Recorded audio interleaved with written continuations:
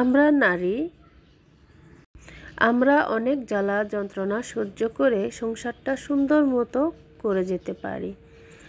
আমরা অনেকেই আছি সংসার জীবনে, অনেক জ্বালা যন্ত্রণা অনেক কিছুই হয়, কিন্তু ভিতরে ভিতরে দেখবেন অনেক কষ্ট সহ্য করেও কিন্তু আমরা সংসারটা করে যাই। আমরা বুঝতে দিই না যে আসলে আমাদের ভিতরে অনেক কষ্ট জ্বালা যন্ত্রণা আছে।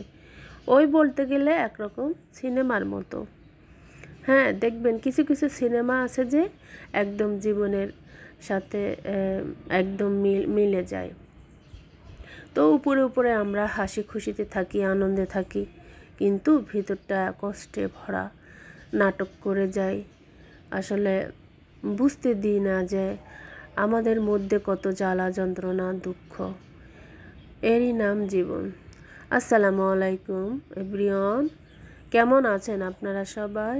আশা করি আল্লাহর রহমতে আপনারা সবাই ভালো আছেন, সুস্থ আছেন। আলহামদুলিল্লাহ, আমরা সবাই ভালো আছি। তো নতুন একটি ব্লগ শুরু করতে যাচ্ছি, আশা করি আপনাদের কাছে ভালো লাগবে। এখন আমি একটু ঘরোয়াভাবে একটু স্যুপ নুডলস তৈরি করব, সেটাই আমি আপনাদের সাথে শেয়ার করছি। আসলে দেখবেন আমরা যখন হোটেলে এই খাবারটা কিনে খাই, অনেক টাকা দিয়ে খাই, তবে নিজে যদি বানানো যায় তাহলে কিন্তু স্বাস্থ্যের জন্য ভালো, আর খেতেও কিন্তু মজা হয় এই জিনিসটা। তো ভাবলাম আমি আপনাদের সাথে শেয়ার করে দিই। তো এটা কিন্তু অনেক মজা হয়। যাই হোক, আমি কিন্তু প্রথমে রাঁধুনি দিয়েছি তেলের মধ্যে, তারপর আদা রসুন কাঁচামরিচ দিলাম, লবণ দিলাম, দিয়ে ভালোভাবে এগুলো আমি সুন্দর করে ভেজে নিব। তো ভালোভাবে ভেজে নেওয়ার পর বাকি প্রসেসে আপনাদের সঙ্গে শেয়ার করব। তো এই স্যুপ নুডলসটা আমি অনেক ট্রাই করেছি। আমার ছেলে মেয়ে এটা খেতে অনেক পছন্দ করে, তো প্রায় সময় আমি এগুলো বানাই, তবে আপনাদের সঙ্গে শেয়ার করা হয়নি। ভাবলাম আজকে একটু শেয়ার করে দিই। তো এর মধ্যে অনেক সবজি অ্যাড করা যায়। আমি শুধু 2 রকমের সবজি দিয়েছি, আলু দিয়েছি আর পেঁপে দিয়েছি, দিয়ে সুন্দর করেই সবজিগুলো আমি ভেজে নিব। ভালোভাবে ভেজে নিলে কিন্তু অনেক মজা হবে। এর মধ্যে কিন্তু চিংড়ি বলেন, তারপর চিকেনও দেওয়া যায়, তবে আমার কাছে চিকেনটা নেই। তারপর চিকেনের স্টকও দেওয়া যায়, সব শেষ হয়ে গেছে। ভাবলাম যে এভাবে করলেও কিন্তু অনেক মজা হয়। তো টেস্টিং সল্ট দিলেও হয়, আর লুডুসের যে মশলাটা আছে সেটা দিলেও অনেক মজা হয়, বা ম্যাগি লুডুস একটা আছে, ম্যাগি একটা মশলা আছে, সেটা দিলেও মজা হয়। যাই হোক, হালকা একটু চিনিও দিব আমি। আর এই যে এখন আমি পেঁয়াজ কলিয়ে আমি ডিবে এভাবে রেখেছিলাম ফ্রিজে, তো অনেক উপকার হয়। তো এইরকম নাস্তা বানানোর সময় কিন্তু কাজে লাগে। আর এখন আমি একটু চিলি ফ্লেক্স আর ওই যে গোলমরিচ অ্যাড করে দিলাম, দিয়ে ভালোভাবে এগুলো আমি ভেজে নিব তেলের মধ্যে। তেলটা একটু বেশি দিতে হবে, না হলে কিন্তু ভালো লাগবে না খেতে। বেশি বলতে সব কিছু পরিমাণ অনুযায়ী, বেশিও না কমও না, এই আর কি। এই যে এখন আমি টেস্টিং সল্ট দিয়ে দিচ্ছি, কারণ এই ধরনের খাবারে এই সল্ট না দিলে আসলেই মজা হয় না। তো একটু দিতে হয়, যারা স্বাস্থ্যবান তারা স্বাস্থ্য সতর্ক, তারা না দিলেও চলবে। যাই হোক, আমি কিন্তু এখন ভালোভাবে এই সবজিগুলা আমি ভেজে নিচ্ছি তেলের মধ্যে। তারপরে কিন্তু আমি বাকি যে লুডুস আছে সেগুলো আমি দিয়ে দিব। তো আপনারা আসলে দেখতে থাকুন, বলার কিছু নাই, কারণ ভালোভাবে দেখলেই কিন্তু আপনারাও পারবেন বাসায় এভাবে রান্না করতে। তো যাই হোক, আমরা তো মোটামুটি পারি, কম বেশি সবাই পারি এবং জানি। তারপরও আমি কি করি সেটাই শেয়ার করছি। এখানে 3 রকমের আছে, 2 রকমের লুডুস আছে, আর আছে যে সাবুদানা দিলে বেশি মজা হয়। তো যাদের বাসায় আছে তারা দিবেন, না থাকলে না দিলেও চলবে। আর এই যে আমার নিজের হাতে বানানো সয়া সস, তো সয়া সসটাও আমি দিয়ে দিলাম, টমেটো সসটাও আমি বানিয়েছি সেটাও আমি দিয়ে দিলাম। আসলে নিজের হাতের জিনিস বানালে খেতে যেমন মজা হয়, স্বাস্থ্যের জন্য অনেক ভালো। তো আমি এগুলাই দিয়ে দিলাম, এটা পরিমাণ মতো দিতে হবে। তো এখন আমি একটু লেবু রসও দিয়ে দিলাম, দিয়ে ভালোভাবে আমি একটু সিদ্ধ হলে তারপরে আমি একটু কর্নফ্লাওয়ার আর সামান্য একটু আমি ফুড কালার দিয়েছি। এটা না দিলেও চলবে, অল্প পরিমাণে দিয়েছি শুধু জাস্ট কালার আনার জন্য। দিয়ে তারপরে এই যে সব শেষে আমি ডিমটা অ্যাড করে দিব, তারপর আমি নামিয়ে ফেলবো। এটা কিন্তু দু রকমের করা যায়। সবশেষে রসুন দিয়ে বাগার দিলেও এক অন্যরকম একটা মজা লাগে। তো আজকে আমি আপনাদের সঙ্গে এভাবেই শেয়ার করলাম। তো এভাবেও খেতে অনেক মজা হয়। তো কি বলবো, বলার ভাষা নাই। আপনারা দেখলে তো বুঝতে পারছেন, এটা দেখতে যেমন সুন্দর, খেতেও কি মাশাআল্লাহ অনেক মজা হয়েছিল। তো এভাবে বাসায় ট্রাই করে বাচ্চাদেরকে দিবেন, দেখবেন বারবার বলবে ওরা খাওয়ার জন্য। তো আমার বাচ্চারা তো ওরা খেয়েছে, বলে যে আরও আছে না, খেয়ে তো বলছিল। তো এই যে আমাদের সকালের নাস্তা, এখানে আমি একটু সালাদ কেটে রেখেছি, পেঁপে ভাজি, তারপর রুটি করেছি, চাটাও আমি অফ ক্যামেরাতে করে নিয়েছি। আর এই যে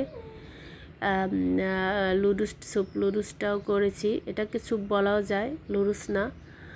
তো আর এই যে তারপর অফ ক্যামেরাতে আমি আমার এই যে স্ট্যান্ডটা, আগে আমি হাঁড়ি পাতিল রেখেছি। রান্নাঘরটা আমার একেবারেই ছোট, তো আমি এখানে এভাবে এই যে গাছ দিয়ে সুন্দর করে অ্যাড করেছি। আর উপরে আমি একটু ফ্রুট বেশি করে আনলে তো ফ্রুট রাখবো, তো আমি আপাতত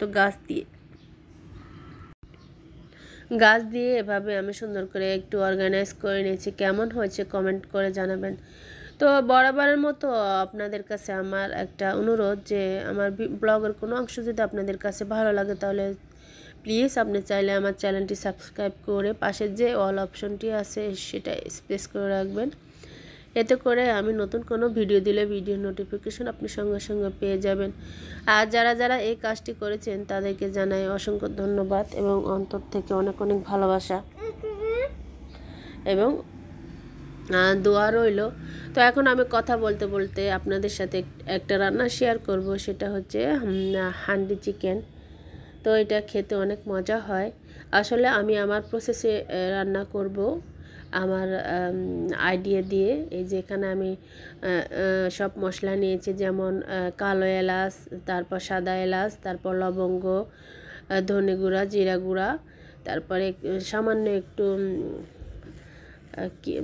সরিষা আছে, তারপর কাঁচামরিচ, শুকনো মরিচ, আদা, রসুন, পেঁয়াজ, এগুলো আমি তেলের মধ্যে ভালোভাবে একটু ভেজে নিব।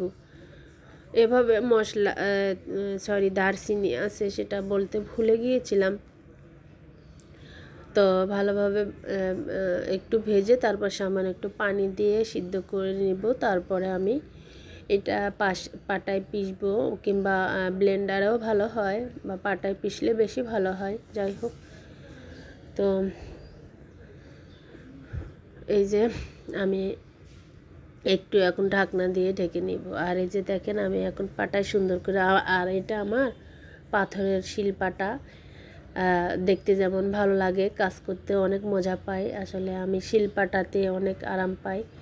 তো আমার ব্লেন্ডার যখন ছিল নষ্ট হয়ে গেছে, তখন আমি পিষেই করতাম, এখনও করি। যাই হোক, এখন আমি এই যে এটা কিন্তু সব রকম মাংস দিয়ে করা যায়। আমি একটু পাকিস্তানি মোরগটা দিয়েই করছি। আর এখন আমি আলু দিয়ে দিচ্ছি, এটা অপশনাল। আলু আমার বাচ্চারা পছন্দ করে, তাই দিয়ে দিলাম। আলুটা আমি আগে থেকে লবণ হলুদ দিয়ে ভাজি করে রেখেছিলাম, তো এখন আমি অ্যাড করে দিলাম। দিয়ে ভালোভাবে আমি হালকা পানি দিয়ে ভালোভাবে কষিয়ে নিব। তারপর ভালোভাবে আমি এটাকে কষিয়ে নিব। তো এটা কিন্তু ঝোল থাকবে না, একদম রসা রসা স্টাইলের হবে।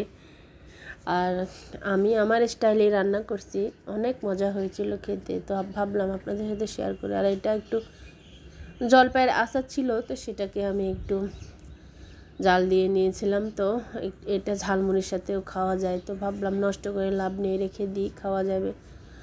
তো যাই হোক, এই যে ভালোভাবে কষিয়ে নেওয়ার পর সামান্য পানি দিব, বেশি দিব না। হান্ডি মাটনে একেবারে দিয়ে রাখে, তো আমি আমার প্রসেসে রান্না করে নিয়েছি। আর ক্যামেরাতে একটু ঘোলা এসেছে, কারণে একটু পানি পড়েছিল। এখানে ডাল, ভাত, তারপর যে হান্ডি মাটন চিকেনটাও আমি রান্না করে নিয়েছি। তো আলহামদুলিল্লাহ, আজকে আমি যেহেতু একটু অসুস্থ, তো সিম্পল সব কিছু আছে। আসলে মন চাইলে তো সময়ের ব্যাপার, কারণ এগুলা নাস্তা আইটেম বানাতেও সময় লাগে।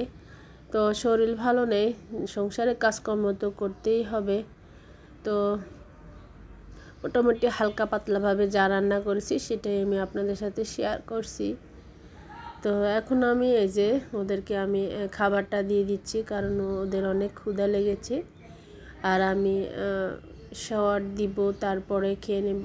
যাই হোক, দেখেন আমার চিকেনটার কত সুন্দর কালার এসেছে, মাশাআল্লাহ অনেক মজা হয়েছিল। আমার ছেলে বলছে যে আম্মু অনেক মজা হয়েছে।